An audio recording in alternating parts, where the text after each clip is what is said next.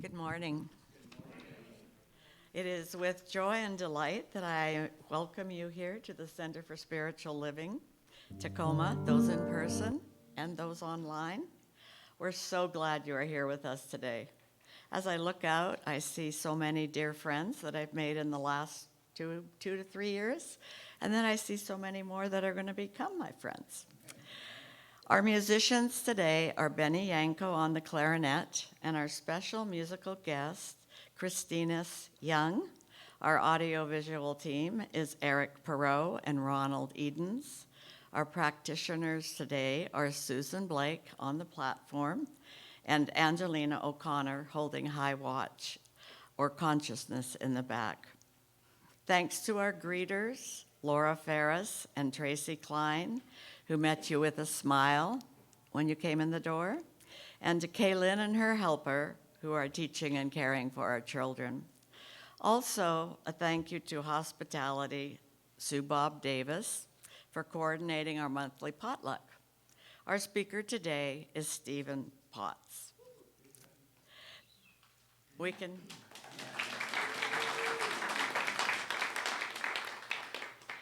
Please see your program for announcements, for important information, for all of the fantastic things that are happening at the center. And for folks joining us online, please also visit our website, csltacoma.org, and explore the heading, What We're Up To. Practitioners will be in the room at the back after service, holding a prayer circle. Please join them if you are in need of prayer. If you're new today and are comfortable raising your hand, yay. Thank you. We want to say hello and give you a welcome packet. We also invite you to join us after the service for potluck downstairs. The Center for Spiritual Living Tacoma is a peaceful, loving, and joyful spiritual community connected through a shared set of values, principles, and practices. We awaken and embody an understanding of our oneness with Source and all of life. We are committed to individual transformation, healthy relationships, and being a beneficial presence in our community and the planet. Our vision is to create a world that is thriving in harmony. Your presence makes a positive difference, and you are so welcome here. I came and then just stayed.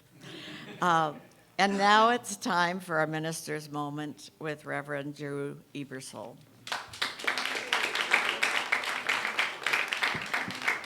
All right, good morning. Good morning. How's it going today? It's good. All right, here we are.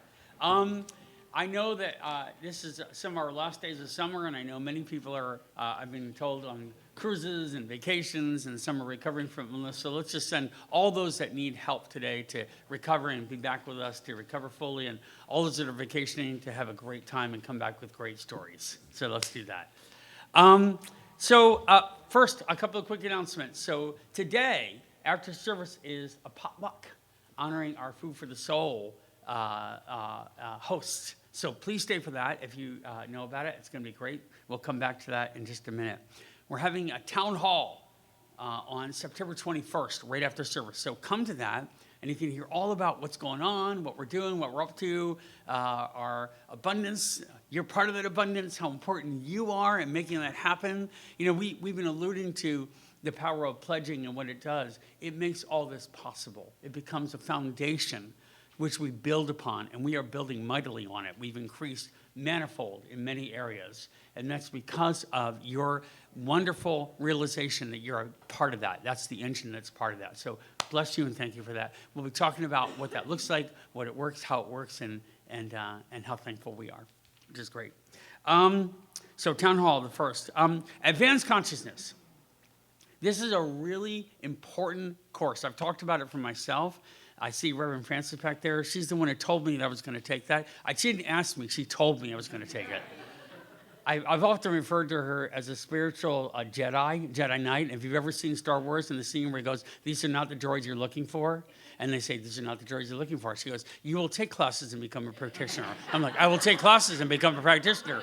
You will become a minister also." I was like, "I will become a minister also." So I was Jedi Knighted into this. I'm just telling you. So thank you for that, Francis. It was a huge gift and a wonderful thing. I appreciate that.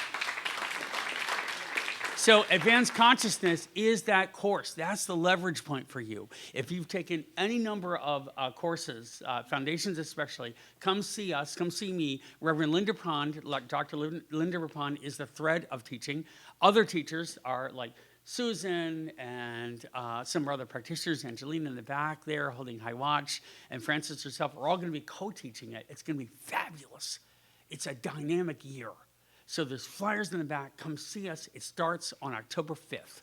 It's right after service. You get to stay right here and jump in with your classmates, and it's a bonding time. It's an accelerated spiritual growth time, and if you want to go on and become a practitioner, you have that under your belt, and you can move on forward from there. So keep that in mind. We're also having a visioning session as we grow, as we evolve. On October 4th, on that Saturday before that, we're having a visioning session. Come and be part of that. It's about imagining what we grow into, because it's growing. You know, many centers and churches are shrinking. We're doing the exact opposite. We're expanding. And you're part of that expansion. And that expansion is part of really realizing the full vision of creating a world that thrives in harmony. And that's what you're doing right here. Diverse, full, inclusive, real. And a powerful force against anything else that's going to try to divide us, because we are not going to let that happen. We're going to stand tall in love together, and you're all fiercely part of that. So come on October 4th. It's going to be a wonderful day, and we can imagine the possibilities. That's realizing our full potential. All right, Next Gen. I see Taylor right there. He's part of this Next Gen movement. We just had a group that went down to a retreat in Northern California, and they apparently had a mind-blowing time. Well, next Sunday, you not only get to hear the wonderful guitar and singing of Taylor Webb right there, but also from all the people that went there, they're going to take over the service a little bit and give some kind of wonderful experience where we can feel what this is when we have this next generation of people that are coming up to take over and really help us grow. So don't miss next week for sure. It's going to be fabulous. Next generation, Next Gen. That's the movement that we're all on. So we'll go for that. That's great. All right. Food for the soul. Is Sue Bob around? Sue Bob, would you come on up for a second? So we have a special, Sue Bob is a wonderful and amazing board member. And she had this brainchild. They used to call it Gourmet for God, but we all decided we call it Food for the Soul. And she's the architect. And we want to take a minute and recognize the amazing human being that she is.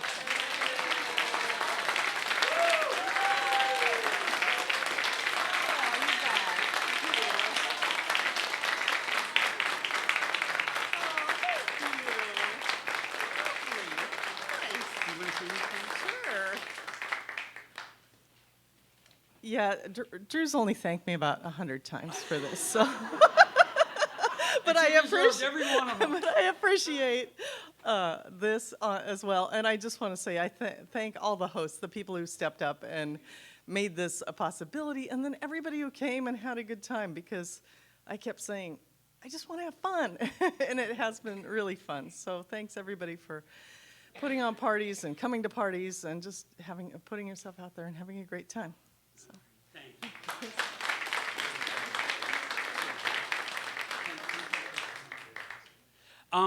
So she's amazing, wonderful, and I promised her the last time I'll thank you, Sue. So, okay, here we go. It's all good. For this event, anyway, not for the future events. We'd also really like to thank Tracy and George, because they did so much work behind the scenes. And Leslie, of course, is wonderful. She knows this and all the time. And Darlene. Where's Darlene to stand up as well? So. We'll have them come up in a minute. But for Tracy, because she did so much hard work, let's welcome up Tracy for her amazing work. Tracy,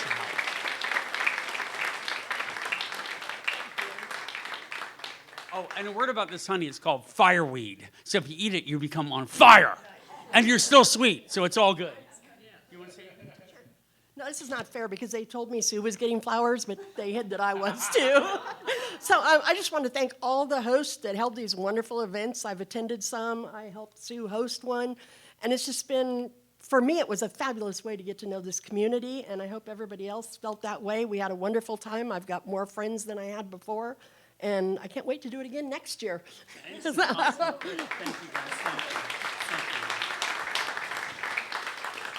And now, we need the A-team and especially all the hosts that had put on an event to come on up on stage for a minute because we don't recognize you as well. So would all the hosts come up, please? And the A-team folks?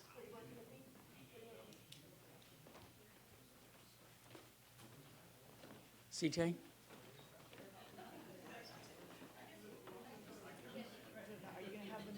Yeah, we're going to stand. Just come on up and stand on the stage, and then you guys can get down front.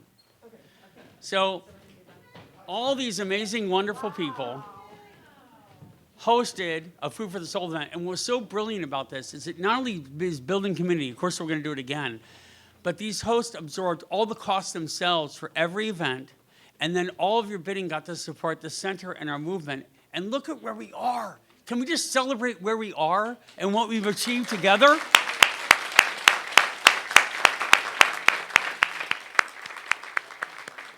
So the potluck today is honoring these people and getting to celebrate with them. And Tracy and Leslie have little gifts to hand out. These are little thirsty stones for your car. You can put them in the bottom of your car, and they all have positive messages. So take them with you, take the message with you, and know that you have our deepest sense of gratitude. So thank you, wonderful hosts. Way to go!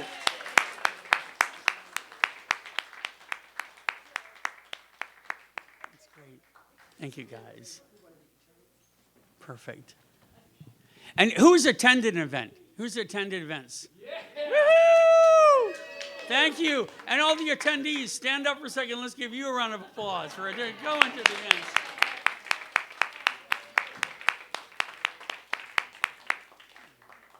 That's good. You can be seated. That's great. Thank you. Wonderful.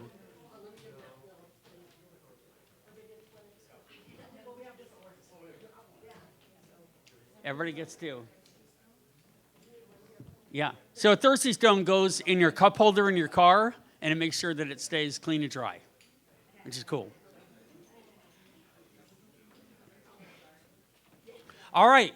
Gratitudes. They're in the back of your chair. You get to submit them every week, and I get to read them to you. So I want you all to take a deep breath in and absorb these gratitudes because your brain doesn't care whose gratitude it is. It's just gratitude, and you get to experience it too. So take this in and ride the wave of gratitude.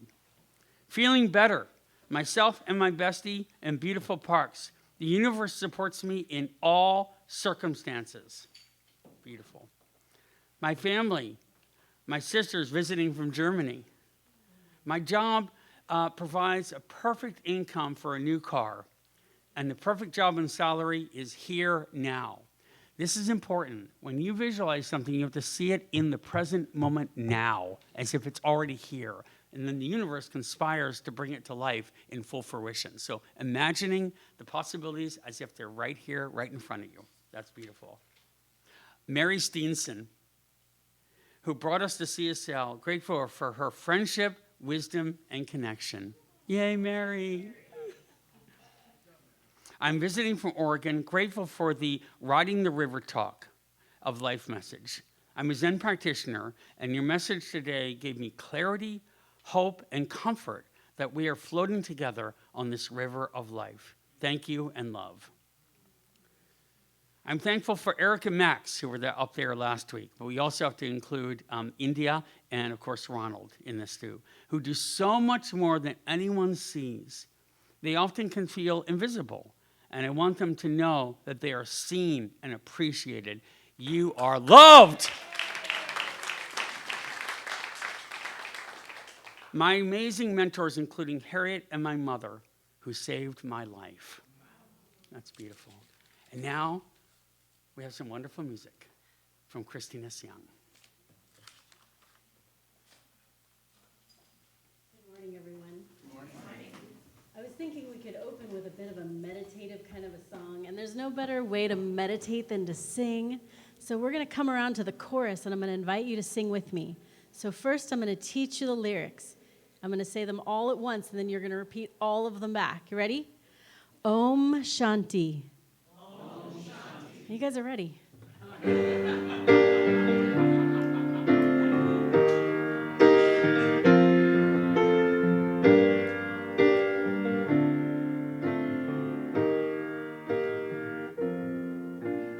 Om Shanti, Om Shanti, Om Shanti, Shanti, Om. Om Shanti, Om Shanti, Om Shanti, Shanti. That's all there is. Do it again. Om Shanti, Om Shanti, Om Shanti, Shanti, Om. Om Shanti, Om Shanti. Hold this last Om. Shanti, Om.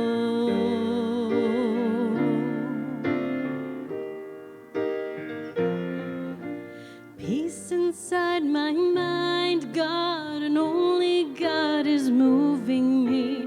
Peace inside my mind, God and only God I live to see.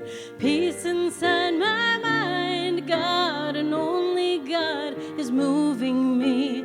Peace inside my mind, God and only God I live to see. Om Shanti, Om Shanti, Om Shanti, Shanti, Om. Om Shanti, Om Shanti, Om Shanti, Shanti, Om. Om Shanti, Om Shanti, Om Shanti, Shanti, Om. Om Shanti, Om Shanti, Om Shanti, Shanti, Om.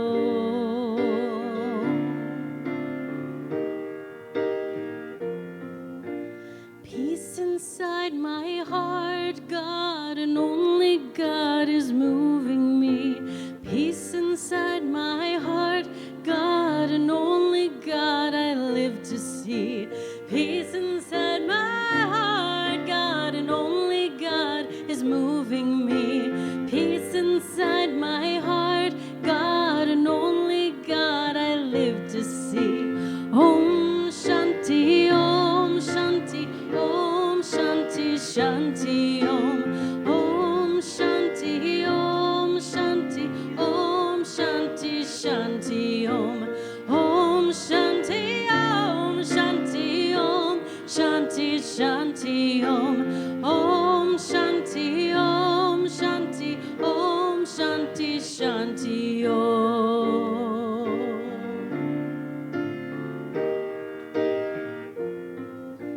Peace inside the earth, God and only God is moving me.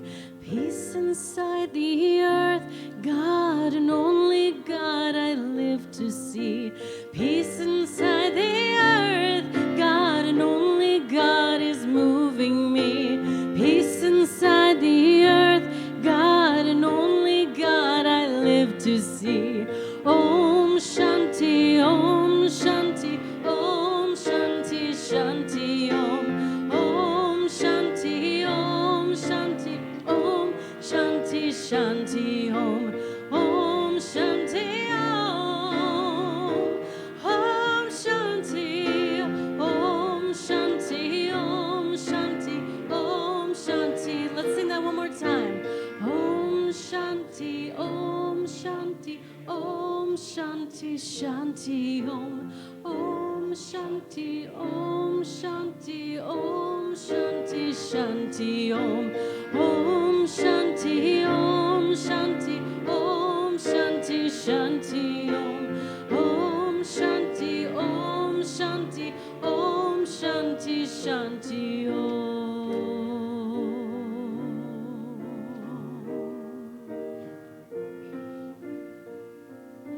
When there is peace in my mind, there will be peace in the earth.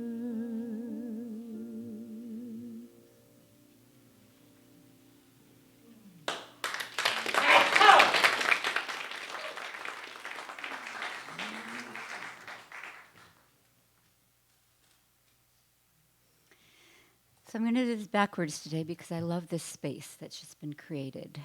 So I invite you to close your eyes if you wish. Take a nice deep breath in and release it out, recognizing that presence, Om Shanti, God, Spirit, divine consciousness. Whatever you call it, it is present right here, right now. It is in every space and every time with no boundaries. It is a vibrational light energy back of all life. And I love feeling that when I walk through this door, when I hear the music, when I feel the energy from each person present. That is what God is. A collection of everything present. We are one. One mind, one body, one soul, one spirit. And I feel it. And I speak my word of gratitude for this presence that you are part of. Gratitude for you being here. Gratitude for the music that opens that energy and experience. For the message that opens consciousness to that which I seek and that which I find.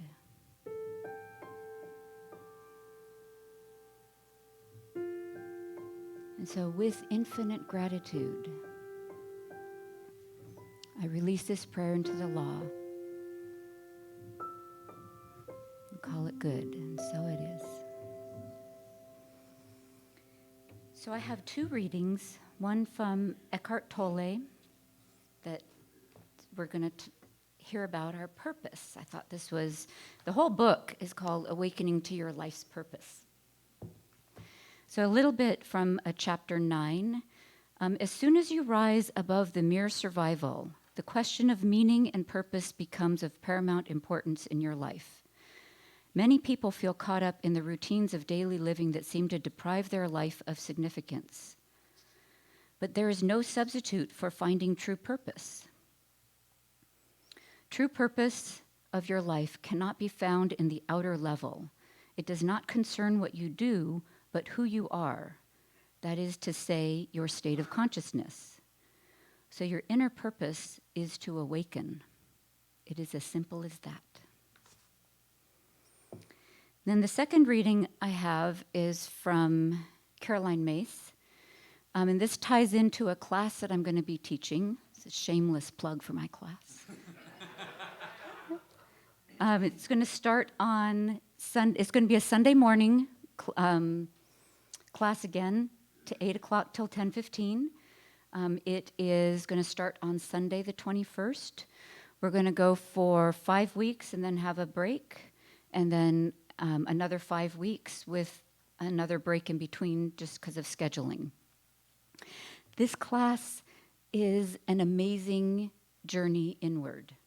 That's what you're going to be doing, is looking inward and discovering about yourself, what you want to know and some things you might not want to know, but get to know anyway, because that's where our growth comes, is when we face things that are challenging or face things that we didn't even know we were experiencing. And so this reading ties in with the talk today. It's from the fifth mansion. So this, if you were taking the class, these would be some questions you might be called to ask yourself during that week. So the book. The book, Entering the Castle, you are the castle, and we have different mansions with different rooms, and each room has different things in it for us to discover and explore. And so this fourth room of the fifth mansion is your search for purpose and meaning. And she says, when did you first ask, what is the purpose of my life? So that may be a question you ask yourself. But more interesting than that is asking yourself, what motivated you to ask that question? And then maybe, how did you expect the answer to come? Did you expect your life would change? So these are some things, instead of just focusing on the purpose, you can look at what's underneath, wanting to even know. So, thank you.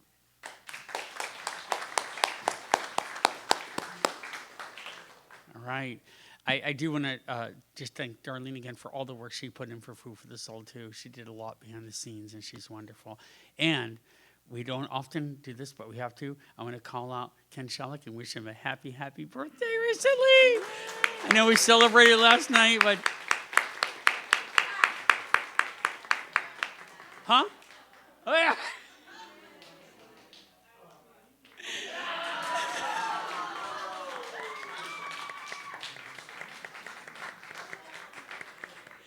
That's a preview of the Men of CSL calendar that we'll be putting out. Yeah, so watch out, man. We're like, no, it's cool. That's all. I didn't know that was coming, Ken. That wasn't on me. Okay. Like, you'll come. What are you doing up there? I'm like, I don't know. It's all cool. He's a wonderful volunteer, just like everyone. He's on the board for Treasury. He coordinates the greeters. He does tons of work behind the scene to make this all possible as well. So thank you for that. So now we have the privilege of hearing Mr. Steve Potts. He's got a great life story. He's a wonderful practitioner in our center. He's a living embodiment of so much stuff. But first, we're going to hear music to intro him. So I'm going to introduce him now, then we'll do the music, and then we'll have Steve come up. So that's what this is. But Steve is truly an embodiment of what this teaching can do for you. He lives it. He breathes it. He's authentic. He's real. He's vulnerable. He's so good-hearted and so true-natured that what you hear, every word, is completely authentic and completely from the source. So we'll hear a little music, and then we'll welcome Steve Potts to the stage. So I was talking with Steve about his topic for this morning, and he was talking about just grounded in love and that grounding presence that love is. And I think one of our best teachers is always in nature. And I have an obsession with trees, and the more I lean in, the more I understand why. What a beautiful example of how to just be grounded in love, to receive that nurturing from the earth, and to provide all the things that trees provide. Shelter for animals and birds and processing the air. And there's something about just the amazingness of them standing through time. Considering some of the age of the trees, can you imagine what some of the history these trees have seen that have stood for hundreds of years? So in Colorado, on the University of Northern Colorado campus, there stood a large silver maple for a very long time. And this silver maple was very dear to one of my best friends who was a professor at the University of Northern Colorado. She lived on campus in the faculty housing, and she would go, and this tree was pretty much in her front yard on campus, and she would go out and she had special meditation time with this tree, and in the bark she would actually see faces of women that reminded her of her ancestors. This is a place where she would meditate and have her time, her special time, and the tree just brought so much to her. And that tree stood on that campus when I went to school at the University of Northern Colorado studying music, and I would walk past that tree from my dorms to the music building. How many times? And that tree stood there when my mother went to the University of Northern Colorado and got her music degree and walked from the dorms to the music building. And that tree was still there when my daughter went to the University of Northern Colorado studying music, walking from the dorms to the music building. And I just can't even imagine all the things that tree has seen and been through and just so beautifully continued to inspire and be. So when my friend called me to say that the tree was found to have some disease and they had to remove it, I know her heart was breaking. So I wrote this song in dedication to the tree.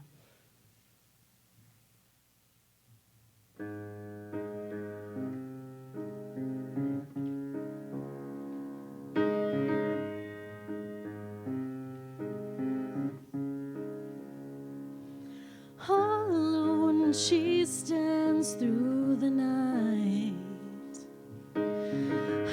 branches stretch toward the pale moonlight. Standing still, standing here, every season, every year. All the wisdom of the rings, they run so deep. All the time she waited here for me to see, making holy space on holy ground, making home for me to come back around.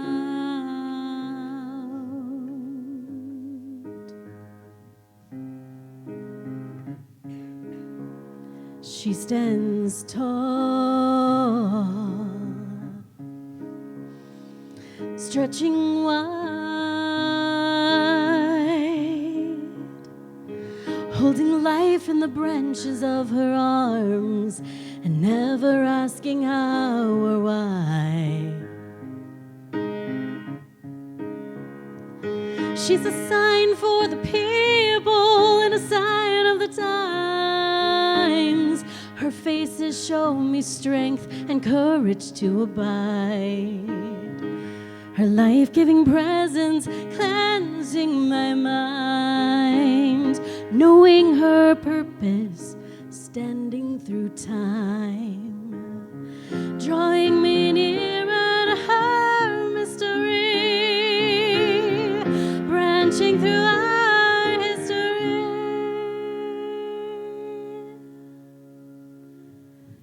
She stands tall,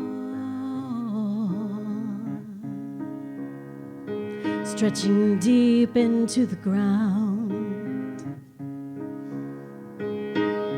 teaching me to make a home in just one place, keeping my focus while standing in grace, bearing all things as they come storming in. The seasons blow through and I just know one thing is true. There's beauty to be held where I stand. The sacred life beneath my feet and in my hands. I stood for all the times the flood came through, and I stand here with you.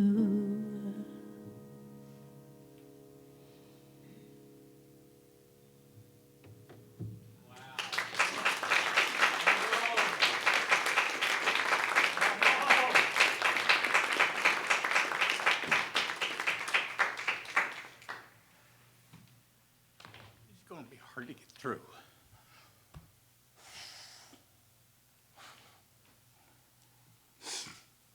I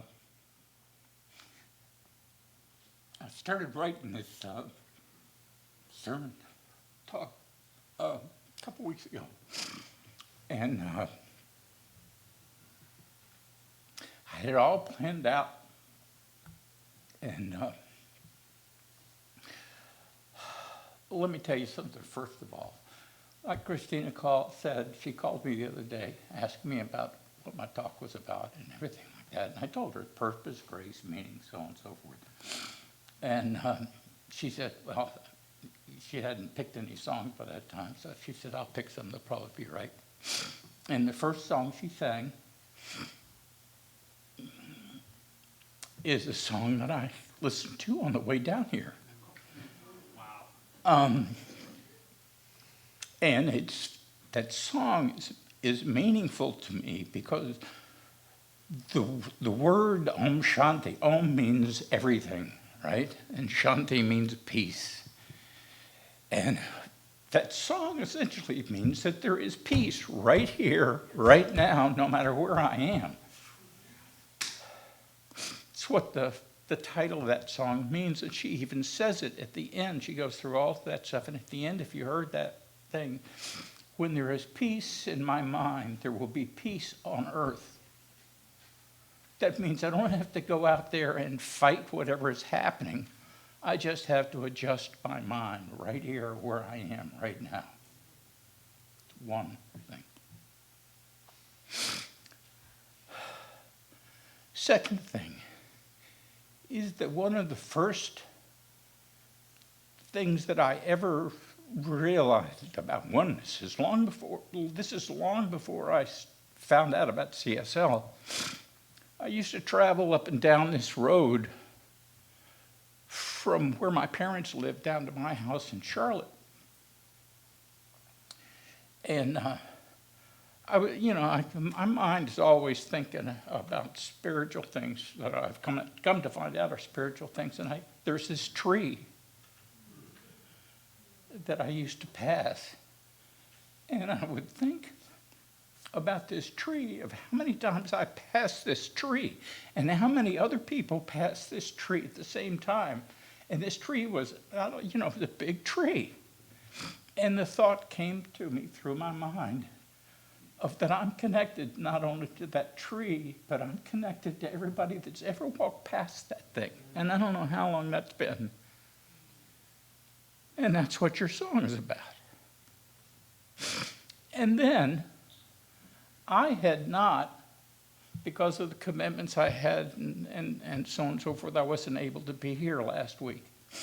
And so yesterday morning, Drew calls me on, Friday, and says, can I help you with anything about your talk? And I said, no, I've got it all written. I'm ready for it and everything like this. And so the next morning, I get up, and for some reason, quote, some reason, I had to go to our website. I wanted to find out how many subscribers we had to our YouTube channel, right? Something simple like that. And there's 335 subscribers, by the way, and on the way to 500, okay? But that's another story. But what happened is I saw the YouTube video of last week about the river. And my heart just sunk because it fits right into what I'm talking about today. Meaning and purpose. And I used, in the stuff that I wrote last week, I wrote this metaphor of the river.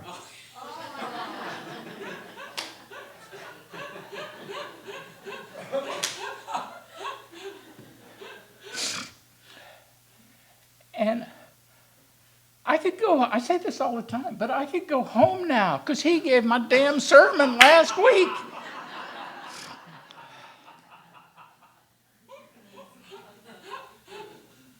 But all of that, my point is, in going through all of this, and I'm going to wind up being a little bit longer today, I hope you'll forgive me.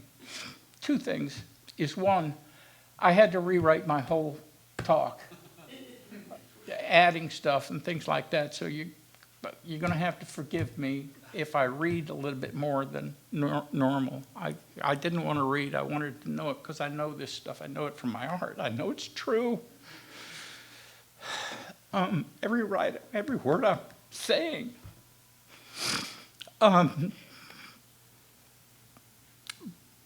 But all of those coincidences is really what I'm going to be talking about here. That's grace happening in my life. And I feel it and I know it. That's okay. I got hands. I can do this. So anyway, forgive me, but here goes. Hope I get through it. As a matter of fact, I've already talked about that part. Can you hear me? There you go. That's one of the reasons I don't like to use this thing, because I wind up going like this, and I bounce into this. One of these days, I'm going to be able to get down there like that what Drew does, but for right now, it's not working. Particularly today, because I got to read too much. I want to tell you about a story. It's a story about being lost. When I was growing up, and even as a young man, I had these two voices in my head. One voice said, Steve, you have so much potential. You can do anything you want. The other voice said, Steve, you're going to screw up. And is it any wonder that all of my life as a young man, up until, when I became an old man, that I had trouble with keeping a job or finishing a project, completing anything, because I could start something, because, I've got so much potential, I can do anything. And then as soon as I hit that obstacle, which we all hit, I'd hear that second voice, Steve, you're going to screw up. So I'd start and I'd stop, and I'd start and I'd stop on the merry-go-round, stopping and starting and never completing anything.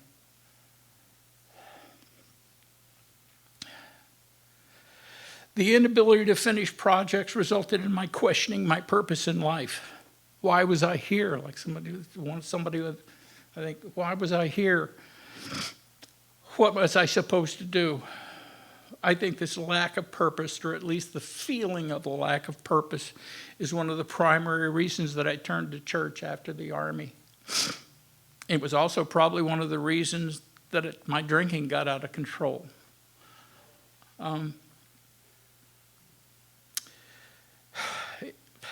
I was searching for meaning even as a young man in my 20s. Midlife crisis in my 20s, go figure. The early part of my life wasn't just about struggle, it was about searching. And I've come to believe that that search lives in every one of us. So let's start there. If purpose gives purpose, what's the meaning of purpose? Purpose gives us a direction in life, and meaning gives us the connection. Purpose helps us answer those questions. It's what motivates us to get up in the morning, to keep going when things get tough, to make choices that feel we're aligned with who we are. Purpose isn't a destination that we strive to reach. It's a direction that we're continually moving in. It's the flow of the river that Drew talked about last week. But purpose isn't enough. You can be busy, productive, and even successful and still feel like something's missing. How many of you have ever felt like that way? Yeah, okay. That's where meaning comes in. Meaning is what makes our actions feel worthwhile. It's the sense that what we do matters, not just to us, but to something bigger. It's what helps us feel connected, like we belong.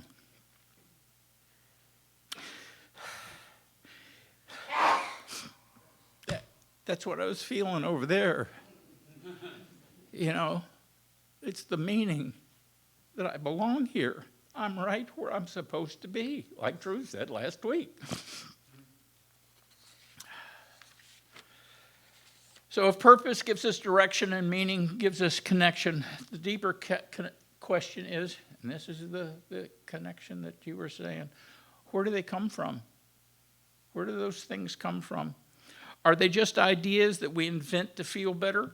Or do they have a source, something real, something that we can trust? That's where grace enters the picture. A lot of people think that grace is a special kind of gift. Like when we do something and somebody says, gives us a gift or something like that, and we say thank you because we're grateful. Maybe it's a moment of kindness, a second chance, or a feeling of peace that shows up when we need it most. Yeah, grace is all of that, but it's much, much more. Grace isn't just something that shows up now and then. It's always there. It's the source of everything. It's the foundation we're standing on, even when we don't realize it. It's the flow that keeps life moving. The quiet presence that holds us up. And what do I mean by presence? We throw that word around all the time. It means existence. It means this right here and right now. Being, isness, reality, life. the oneness, love, grace, all of these. And all of these things are hard to put a label on because the ineffable nature of them. You can't describe them.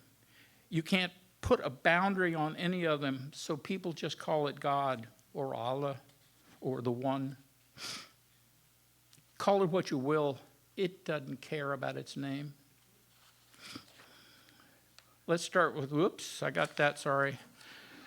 Think of the river that Drew talked about last week. When you step foot in that boat and start gently rowing and steering, you're secure in the knowledge that same something that is directing the flow of the current is keeping your boat afloat. That serenity, that assurance, that peace is grace. It's a gift. But the water comes from somewhere deep. The water isn't separate from the source. That's the point I want to get across. The water is not separate from the source. It is the source. It's the giver. It's the giver and the gift. Grace works the same way. When you feel love, forgiveness, beauty, that's grace in motion, in flow. But it's also grace as the origin. The flow and the source are one. Think about it. The water in the river comes from somewhere deep in the ground. Maybe a mountain spring, maybe a spring in the prairie. But where did the spring get its water? Think about it. The river comes from somewhere deep inside the ground. Okay, but the water comes from the rain. And where did that rain come from? It comes from the clouds. And where did the clouds come from? It comes from the evaporation. From what? The river that you're rowing in, the stream that you're going downhill. It's all a great big circle. It's all a great big circle.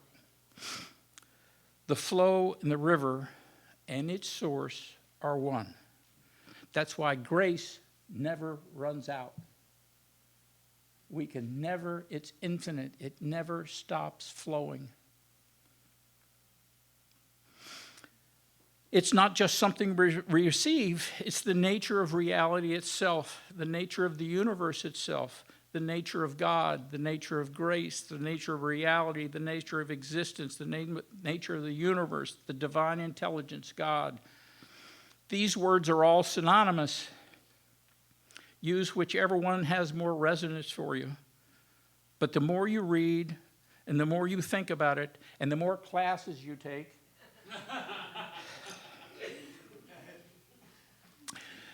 you'll find that these words all point to that same ineffable something behind everything. So if grace shows up in every person, every story, every tradition, then it's not just something we recognize from others. It's something we participate in. If you feel like you don't belong, if you feel like you're not a part of, okay, you do what a part does. A part participates. Grace doesn't just appear in moments of connection. It moves through everything always. It flows from the source and returns to it. Grace is not only the stream that carries us forward, but the source of that flow. What the eminent theologian Paul Tillich called the ground of being. Tillich used the phrase to describe something deeper than any idea of God as a separate being. He was pointing to the source of everything, the presence that holds all things together. To say that grace is the ground of being is to say that life itself is a gift. Like that river isn't separate from its source, we're not separate from that self-existence, something that sustains us. That same presence that holds the stars also holds your thoughts, your emotions, your things that you have around you. Everything, even your breath. So if grace is the ground of being beneath everything, it's not just a concept, but the very real presence that holds us, then it must show up in just more than just ideas. It must show up in life itself. And life, as we know, doesn't come from one shape or story. It comes in many. One manifests as the many. That's where we begin to see grace not just as a foundation, but as expression. Not just as source, but as texture. If grace is the ground of being, the source from which all life flows, then diversity is how that grace shows up in the world. And inclusivity is how we respond to it. Grace doesn't express itself in just one form. It moves through every culture, every story, every way of being. The divine spark isn't reserved for a few. It's present in every person. That means that diversity of humanity isn't just about appearances or traditions. It's about the countless ways that grace takes shape in individual lives. And that's where inclusivity begins. Not with policy. It's not legislated. Not with permission, but in presence. Grace doesn't ask who's worthy. It asks who's here. Who shows up? The privilege of existence is the first inclusion. It says you're already part of the whole. Not because you earned it, not because you did something, not because you're doing something, not because you fit a mold, because you exist. Desiderata.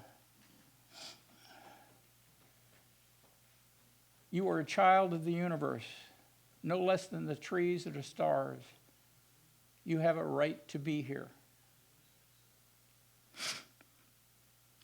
When we see each other through that lens, when we recognize that every person is already held in grace, we stop trying to gatekeep belonging. We start to honor it. And here's where it connects to purpose and meaning.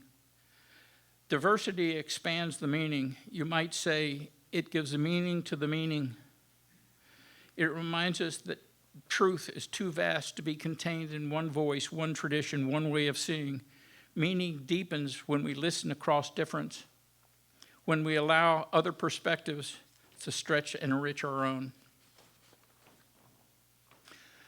Inclusivity then becomes a spiritual practice. You think, when I was writing this thing and I talked to Drew, I told him there were so many things that in writing this thing, it was like God speaking to me. It's like I never thought about half of this stuff before. I never thought of the fact that inclusivity is a spiritual practice.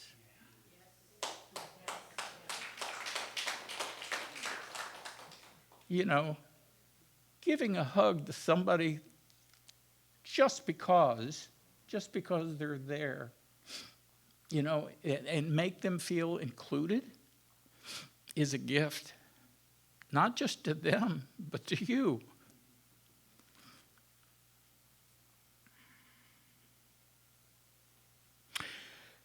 Inclusivity is how we make space for others to live their purpose too. It's how we affirm that grace moves through every life, not just ours. When we include others, we're not just being kind. It's what I was saying before. We're participating in the flow of grace. We're saying, your becoming matters. Your story belongs. Living from the ground of being means staying aware and staying open. It's about noticing what's real, being present to others or with others, and letting grace guide how we show up in the world. It's to recognize that no one stands outside that circle of grace. No one is outside the flow. It's to welcome the many forms of the divine, not as threats to our truth, but as reflections of the truth. Grace is what holds everything together. It's the foundation we stand on. Diversity brings richness and depth to how we experience life, and inclusivity is the way we choose to show up with openness, respect, and a willingness to allow others to be who they are. And from that, purpose and meaning arise. Not just as isolated goals, but as shared expressions of something sacred. So if grace is the ground we stand on, and if it shows up in every person, every culture, every story, then it's not just a static foundation. It's dynamic, it moves, it flows. Grace isn't just something that supports us. It also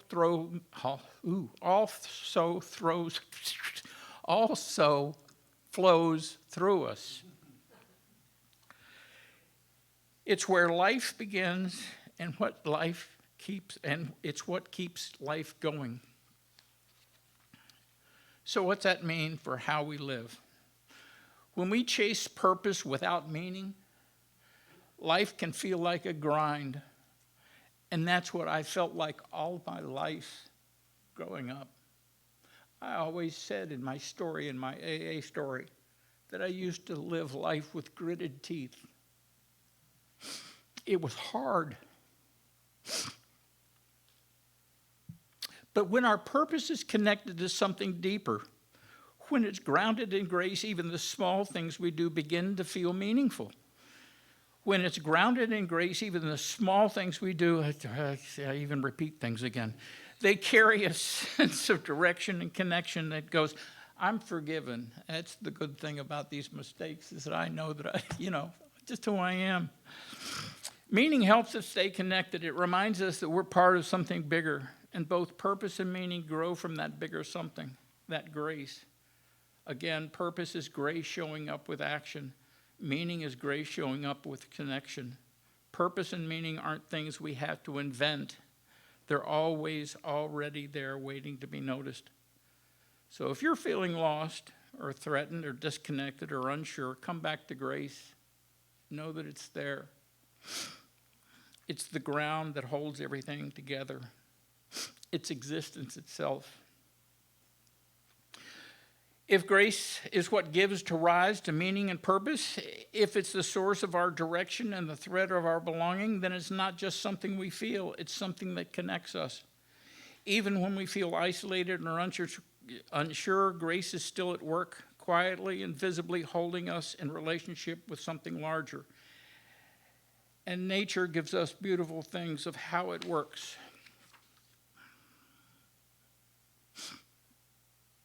Christina's song, The Trees. Underneath the forest floor, there's a hidden network formed by fungi, I'm not sure which one it is, called mycelium. Mycelium are not plants. It's a separate kingdom, I guess. The only part that you ever see, unless you're using a microscope, is the mushroom. But the main portion of the fungus is the mycelium, all those roots between the ground.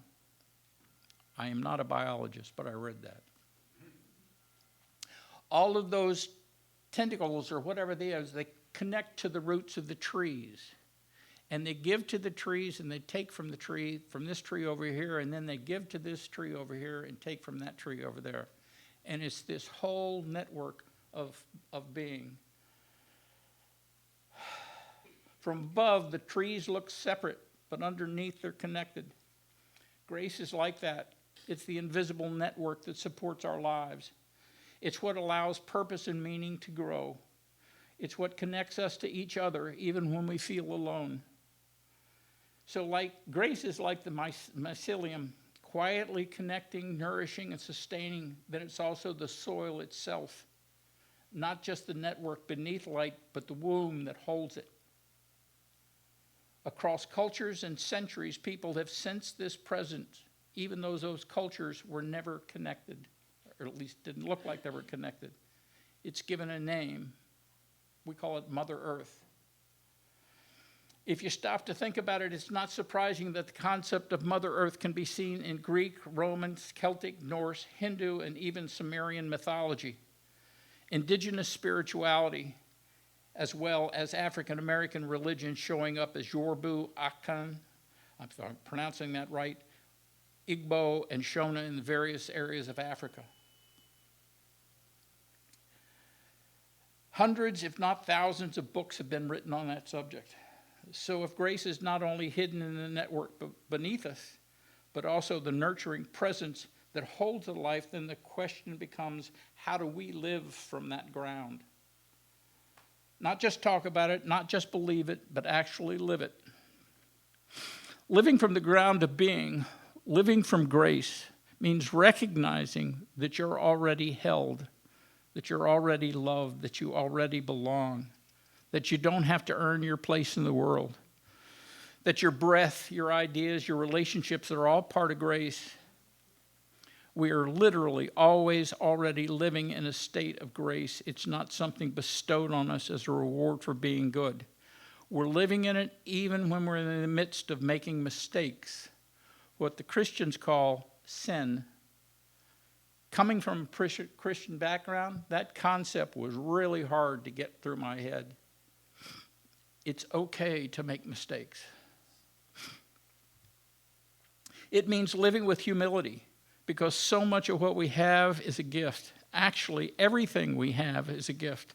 It means living with courage, because grace doesn't abandon us, and living with generosity, because grace is meant to flow.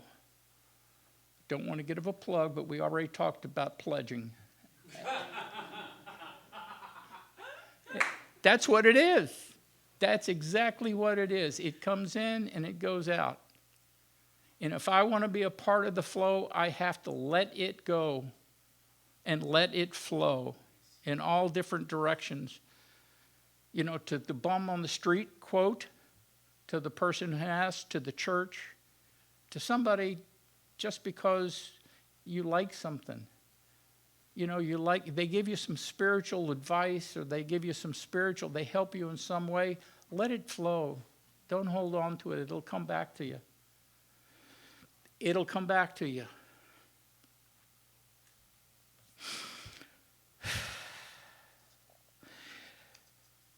It means living with courage, because grace doesn't abandon us. Let me tell you a personal story. You know, some of you realize I was a substance abuse counselor for a while. My first job was working on weekends in a 20-bed halfway house. There were all kinds of men there, everything from lawyers to criminals. And since this was my first job in the field, my responsibilities were pretty simple. Babysit the new guys who came in, who were restricted to the house, document what went on, cook the meals, and make sure that everyone who had privileges was back at dinner on time. I lived there as well, but during the week I would be taking counseling courses. All of that left plenty of time for interaction with the residents. Somewhere after 2 years, I got my first real counseling job at a medical detox. I told the manager of the house, who also was my AA sponsor, that I would be leaving at the end of the month. That evening happened to be the group night. I wasn't required to be there. The senior counselors handled the job. So I took off and I went to a meeting. When I came back the next day, I was walking through the house, and Chuck, the manager of the house, my sponsor, said, "Steve, come on to my office for a second." And I went in there, and he said, "Do you know last night when I told all the guys that you were leaving, 7 of them cried?" And I said, "Chuck, who are they?" And he listed them off. And I said, "Chuck, those guys would have gotten sober if Attila the Hun were their counselor." And I started to turn away, and he said, "Steve, I know that. You know that. But they don't know that." And I went, "Shh," and I started to walk away. I didn't get 10 feet till I was struck by grace. What a privilege it was to be seen as somebody who helped somebody else get sober. That was the first time in my life I ever felt that I had a purpose and there was meaning to my existence. I didn't do anything special. I was just there. My presence being me, being who I am, mistakes and all, helped somebody. Somebody saw that I was enjoying my life and wanted to be like me. What a gift.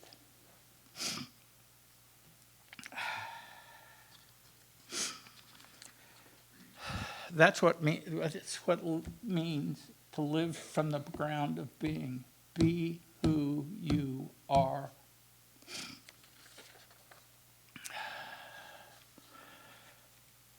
Living from the ground of being, living from grace means recognizing that you're already held. You don't have to earn your place in the world, that your breath, I've already read that. I can't see. Anyway, I want to invite you to see your own life through that same lens. When we talk about purpose and meaning, we're really talking about how grace moves through our lives. Purpose is how we act, how grace acts. Meaning is how grace connects.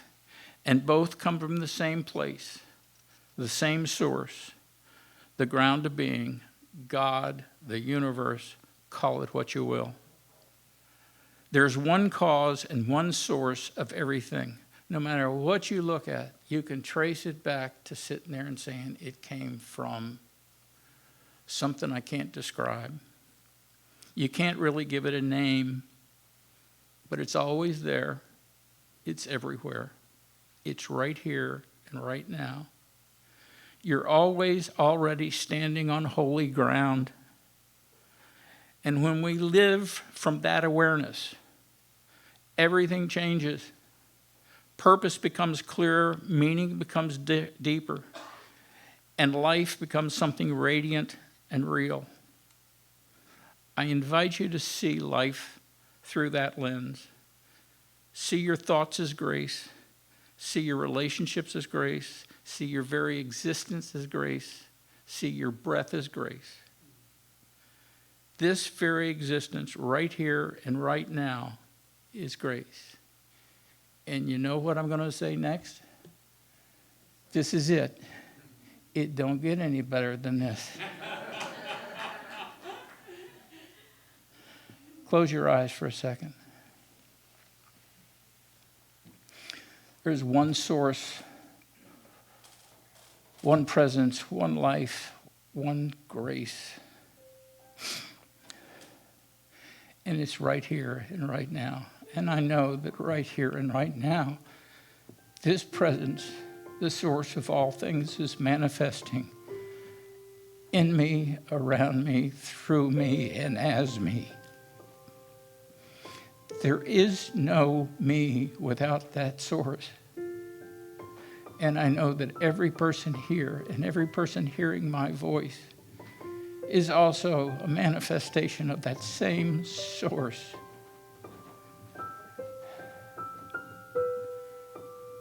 It's called love, it's called grace, it's called beauty, it's called presence. We're all it. Everything is it. And I am so, so grateful to be a part of that, as opposed to being apart from that. That I can release this word with love and honor and grace and joy into that mind, into that field of presence that is one. And so it is.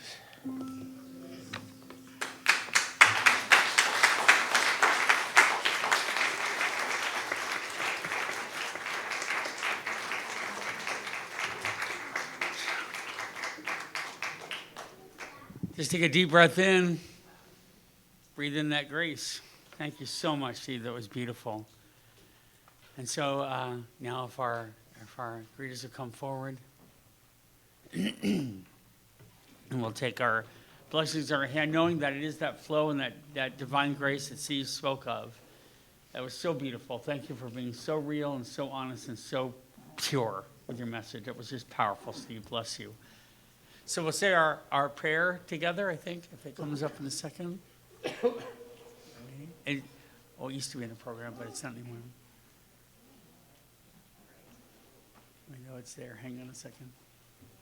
Oh, there it is. I can see it, the reflection. Okay, here we go. Divine love through me blesses and multiplies all that I have, all that I give, and all that I receive. With infinite gratitude, so it is.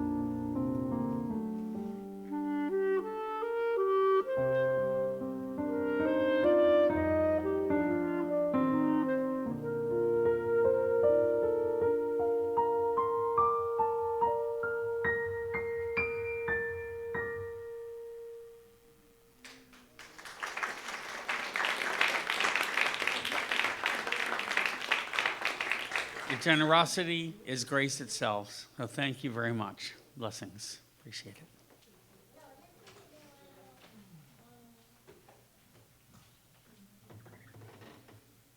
Oh, wow. All right. So I invite you to just take a nice deep breath in and out. Close your eyes. A thought that I had when Steve was talking, thank you, Steve. It's amazing information and talk and heart. The grace of God flowed through you. Thank you. That we humans really complicate this whole idea of meaning and purpose, don't we? A cat does not need to figure out what it is purpose is, right? A dog, they know. A tree knows. A rock knows. And truly, each of us knows. It doesn't have to be that complicated. Just be. And so as you breathe and sit and just listen and feel, know that that grace of God is present right here, right now, everywhere, no matter what. It is filling the space for everyone. You do not have to do anything or be anything for it. So allow it to flow through you. Be a conduit of grace. Allow it to flow through you for you, to heal those voices inside of our head that are not so nice, and to flow out of you to help heal others that need that grace. And come here to feel the grace from everyone. And I'm so grateful. I'm so grateful for today, for the message, for the music, for you, for the presence, for grace. And as I release this prayer into the law, I know that it returns and expands and heals the world. And so it is.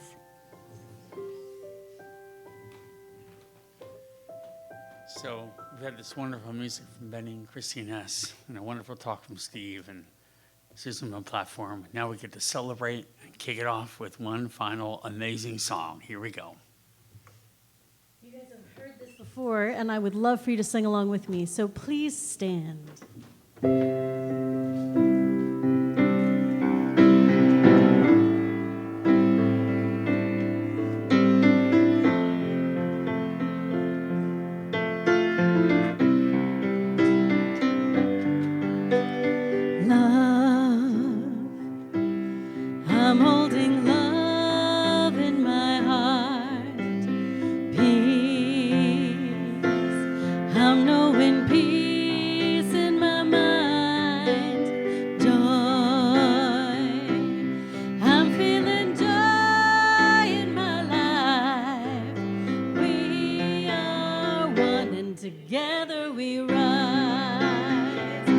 Together we rise.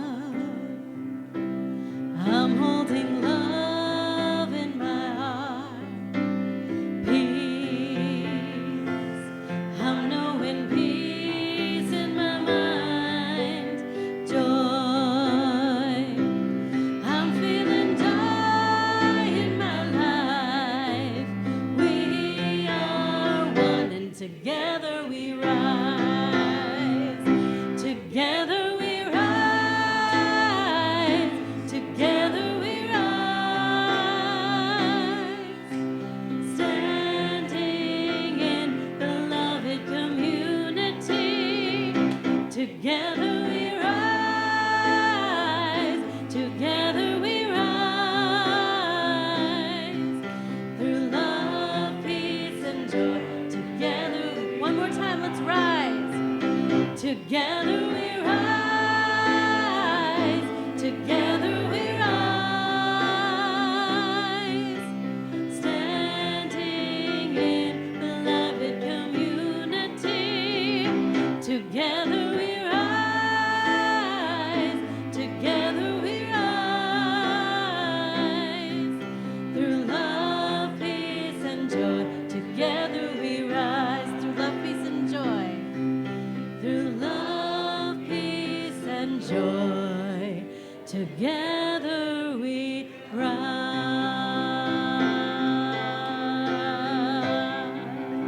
Woo!